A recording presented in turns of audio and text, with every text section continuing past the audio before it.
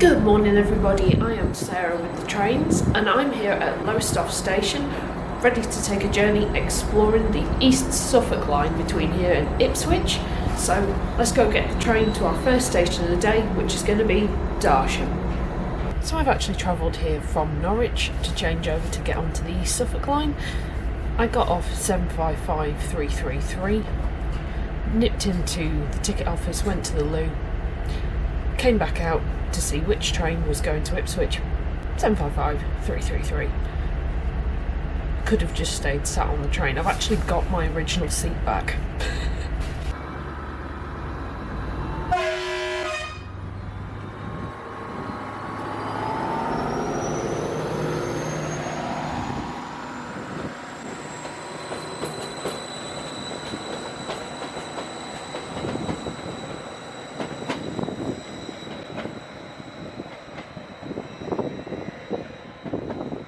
We have now made it to Darsham. I've only got about an 11-minute turnaround here, so I'm going to have to do the run round and run down pretty quickly. But first, very brief station history. Darsham station was opened in 1859 by the East Suffolk Railway on a line that went as far north as Yarmouth South Town and as far south as Ipswich. As I said, very brief history here, because now it's time for a run round and run down the station facilities so I don't get stuck on the wrong side of the level crossing. We have got two platforms here at Darsham.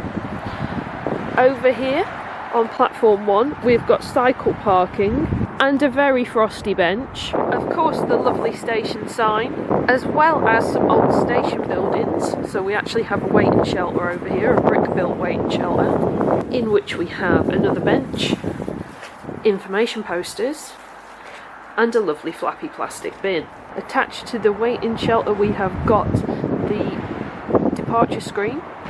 Oh, we have a sign I haven't seen before which says stop, wait for white light and whistle before proceeding. Another bench. Over on platform 2 we've got the old station building, but that's no longer in use by the railway. That's now operated by Darsham Country Centre, which is for residential stuff for youth groups. I'm so eloquent, I know.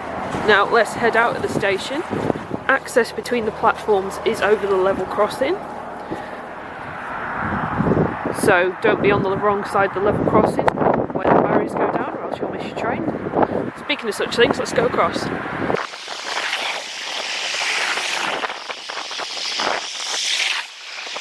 Over here we've got the station car park. As I mentioned, this is the Darsham Country Centre now. It's a hostel. We have got information signs, a great big departure screen there, as well as a ticket machine, how to get assistance for your journey sign, and bus timetable. Oh, we also have a smart card reader and help point.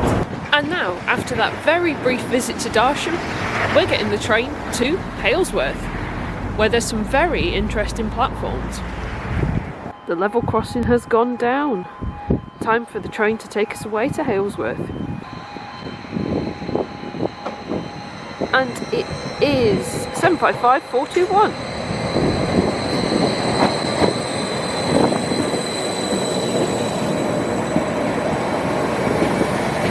Welcome to this service for Lowestoft. We will be calling at Halesworth, Brampton, Beccles, Bolton Broad South and Lowestoft. Welcome to the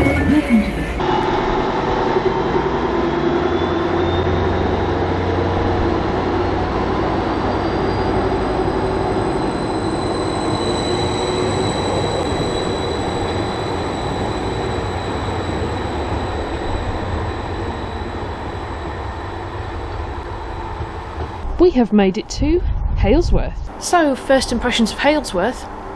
It smells of nail varnish remover.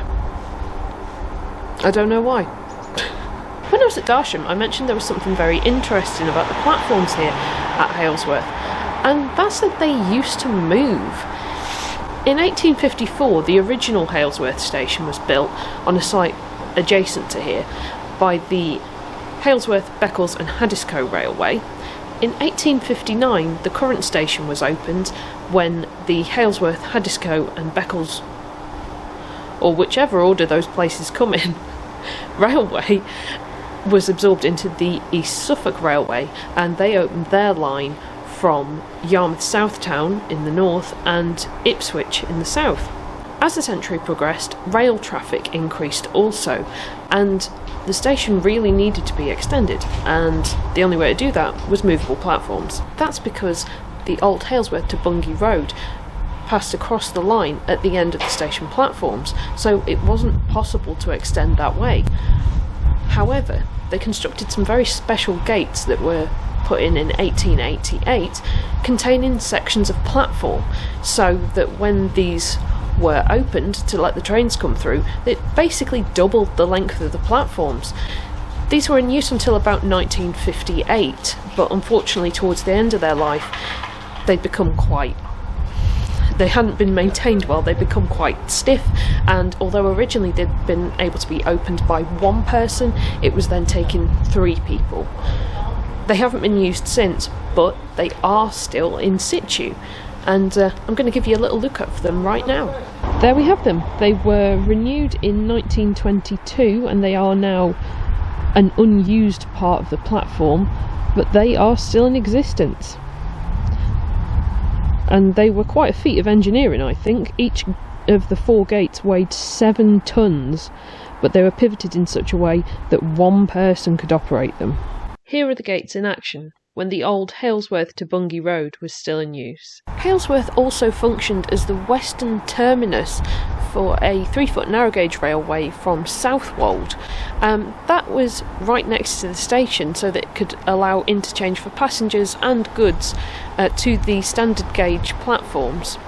The single platform for the narrow gauge railway had a shelter for the passengers and was connected to the main station by a footbridge. There was also a raised timber platform between one of the sidings and a standard gauge siding, where goods could be transferred to the main network. In 1933, there was a siding laid at the station specifically for a dairy in Halesworth, so that milk could be shipped down to Ilford in London by train on a daily basis.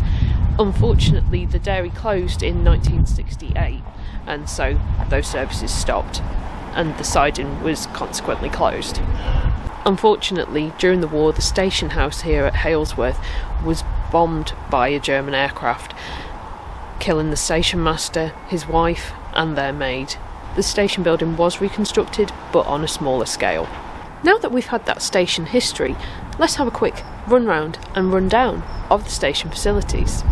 Okay, quick correction. There's actually a sign here at the station about the movable platforms, and it says that the gates were installed in 1880, not 1888. So, apologies for that inaccuracy. My sources were wrong. We have got 2 platforms. We have got an old station building, which is providing a canopy to shelter under. We have a smart card reader, a map of the local area with points of interest, good old flappy plastic bin, and a bench, and some information posters, an accessibility ramp right next to the ticket machine, a really large planter, yet another flappy plastic bin, and the help point. To get out of the station, you've either got steps or step free. I'm going to choose step free because it's icy today.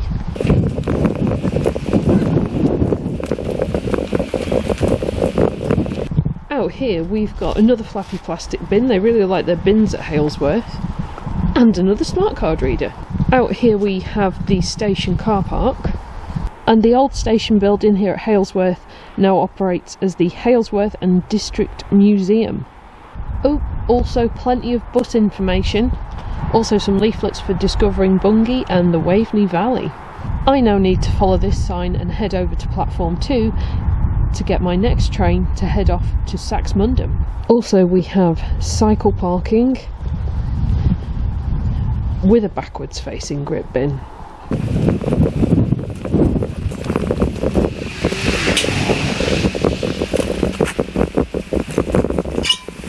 Here on platform 1 we have got the lovely bus shelter style waiting shelters and smart card reader, as well as another get assistance for your journey sign, ticket machine.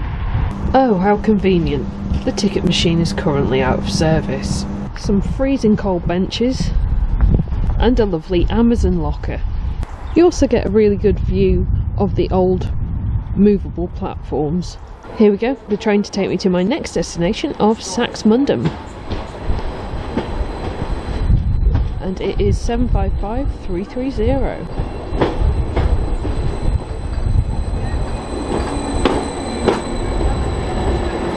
Welcome to this service for Ipswich. We will be calling at Darsham, Saxmundham, Wickham Market, Melton, Woodbridge and Ipswich.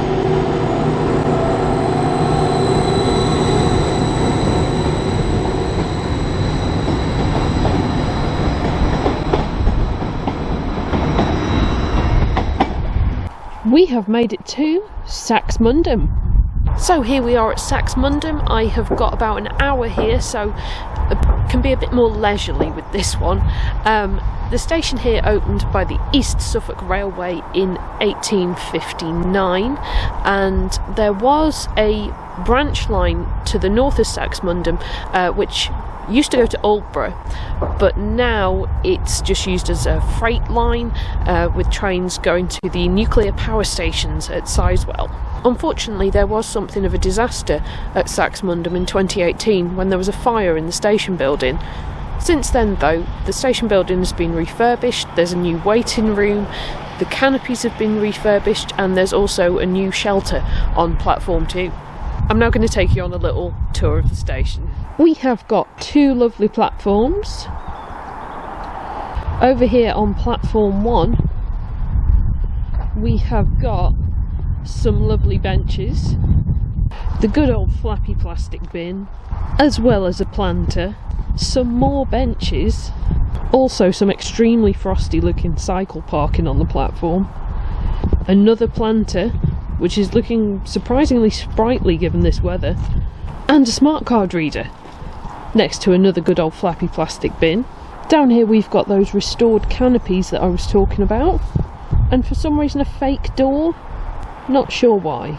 Under here we've got a lovely bench, a station sign, as well as an accessibility ramp, some information signs, a departure screen, yet another flappy plastic bin, really no excuse for littering here, as well as a ticket machine and a help point, and another flappy plastic bin. This is the most flappy plastic bins I've seen, I think.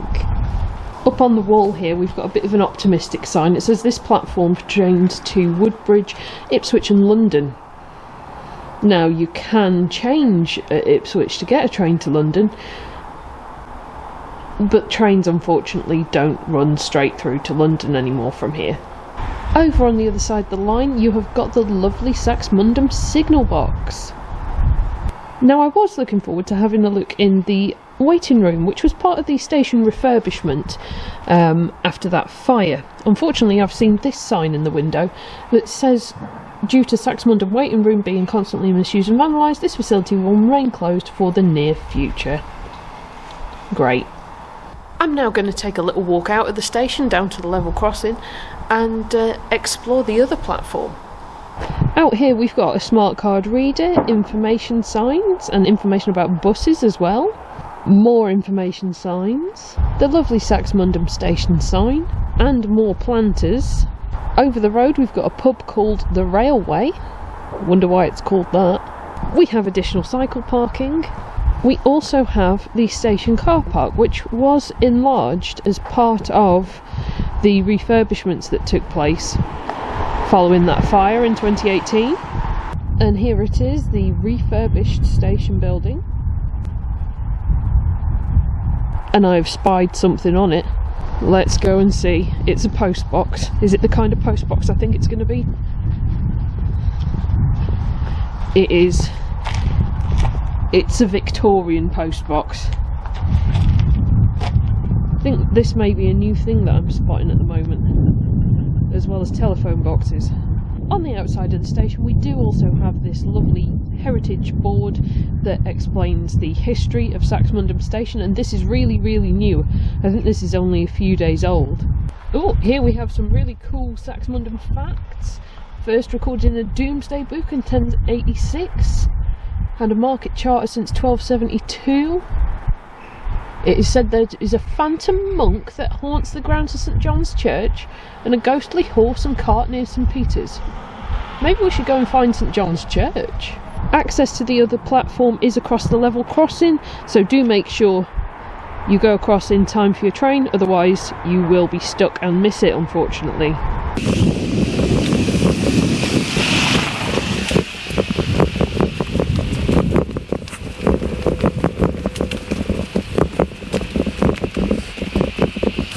We've got this nice level access ramp, as well as a departure screen, help for your journey sign, handy sign to tell you where the trains at this platform go to, a very well signposted help point, another smart card reader, more planters, a flappy plastic bin, and that new bus shelter style waiting shelter.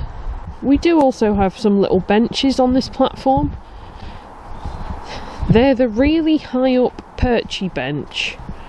I don't really like them, to be honest. I just find the perchy benches quite uncomfortable. Also, they're fine if you're sort of my height and you can just sort of gently bend and sit yourself down.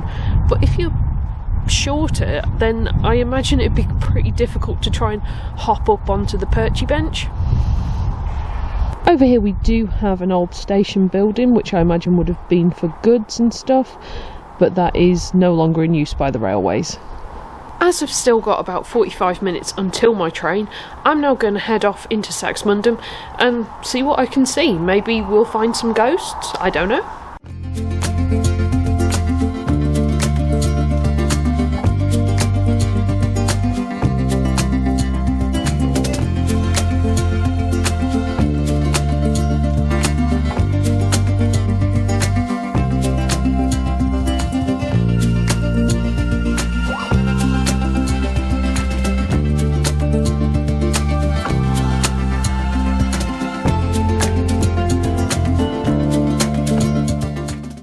Sign at the entrance to St John's Churchyard, it said something about a gravestone with a recessed sundial, which I thought would be really cool to get on camera, really awesome.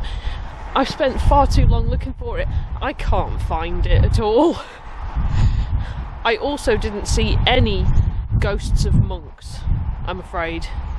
So, no ghost evidence there. Maybe that legend is wrong, or maybe the monk only comes out at night, who knows.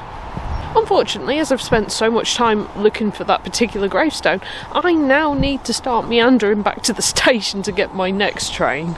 As if by magic, I'm now back at Saxmundham station, ready to get my next train, so it's just time for me to say thanks everybody so much for watching. Thanks to everybody who likes, comments, subscribes. Extra special thanks to my members on YouTube and patrons on Patreon. Your names are coming up on the screen right now.